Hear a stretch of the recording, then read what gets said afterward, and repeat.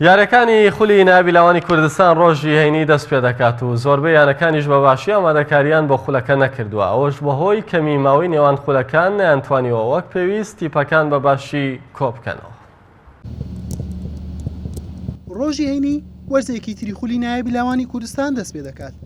لاوانی هەولێر پاڵەوانی وەرزی ڕابردوو بەهۆی ئەوەی زۆربەی یاریزانەکانی بۆ تیپەکانی یەکەم و دووەم یانەکە سەرکەوتون و ماوەیەکی کەمیان لە بەردەم بووە بۆ ئامادەکاری وەک ڕاهێنەری تیپەکە باسی دەکات باش ئامادە نین. باش نییە بەڕاستی، یعنی ئەو ساڵ وەک پێویست نییە، بەدڵی ئێمە نییە، چکە بەڕاستی کاتێکی زۆر کەممان لە بەردەست بوون لە ماوەی ئێمە تقریبان مانگێک کەمتر لە مانگێک ئەو تیپەمان کۆ کردیتەوە.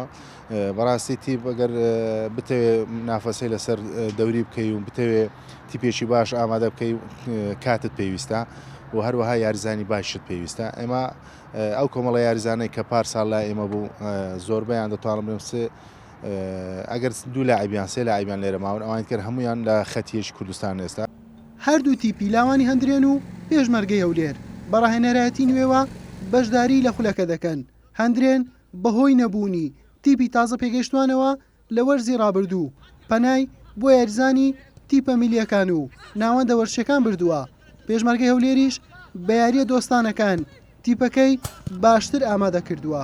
یانی هەندرێنش تازە پێگەیشتوانی نەبوو ئەساڵ بەشداری خولی تازە پێگەیشتوانی نەکرد بەڕاستی و لاوانەکەش بەڕاست ساری یاریزانی تێداماوە، بەڵام سەر لە نوێمە تیپێکی نوێمان ئامادەکردم. بەڕێز سەرۆکییان و دەستەی کارژێریان و سپاسیان دەکەم کە لەگەر من دانیشتن یەکەم خاڵێنەوە بوو وەک کە من 4 ساڵ پێشتر لێرە بووم ئامانجی سەرۆکیان ئەوە بوو کەم سەر لە نوێ یاریزانیان بۆ دروستکەمەوە یاریزانی نوێ بینمە ناو تیپەکەەوە بوو مانگەکە بە تاوای دەستم بۆ مەشقەکان کردووە تا ڕادەیەک تیپەکە لە برێم مام ناوەندیە لە ڕووی ئاست لە ڕووی یاریزانەکانی زۆربەی یاریزانەکان لە چاری لە تیپی خۆمانە دو سێ ساری یاریزانیشم لایەنەکان هێناوە ئەوی تریان لە تیپە ملیەکان و ناوەندە وەرشەکان هێناوە.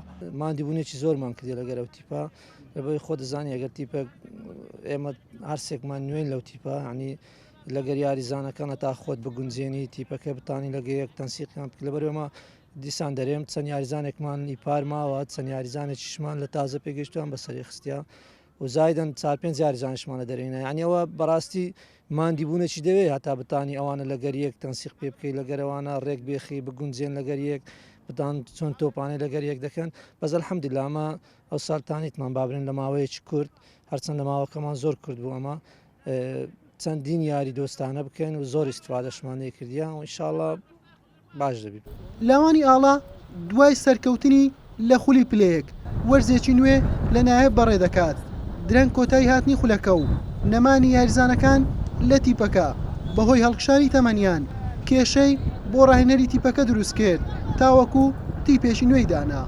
لەخوای بەزیادبی ئەو سار نادی ئاڵامان بەسەری خستەوە لۆ نایاب ئەو ساڵش ئامانجمان ئەوە نییە ینی بەس تەنها مشارەکەکردن بی ئامانجمان ئەوەیە ئیشاڵڵامە فەریقەکی ینی کاریگەر بین لەو دەوری کوردستان بەس لەو مشارەکردنی ناچینە خوارێ ئیشاڵڵا بە شێوەکی گشتی بەعنی باش خۆمان ئامادە کردیا ئەتا پێشمان بکرێ ئیشاڵڵا دەمانەوەی لە ڕیزی پێشەوە بین نەک ئەو سال بەسەر کەتینە دابەزینەوە.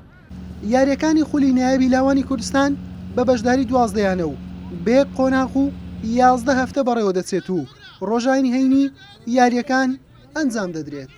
حوسێن محەممەد کەناڵی پێام هەولێر.